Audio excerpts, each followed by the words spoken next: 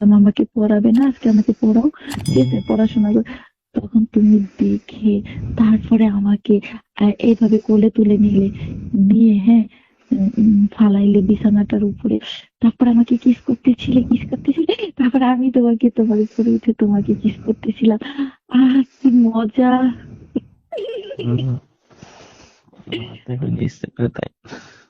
উম, তারপর তুমি আমার শাড়ির আঁচলটা কিরকম ছুঁড়ে ফেলে দিলে, হুম, তারপরে আহ, গলার নিচে সাইডে ব্লাউজটাকে খোলার চেষ্টা করছো আর কিসে দিতেছো।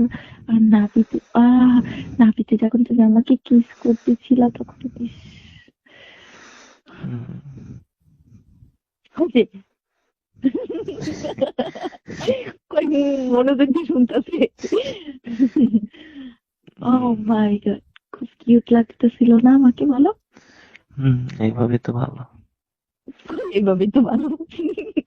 হ্যাঁ, এক এক রকমের এক এক ভাবে, এটাই তো ভালো। হ্যাঁ এটাই ভালো। কতদিন লাগবে এরকম ভালো? সারা জীবন। হুম।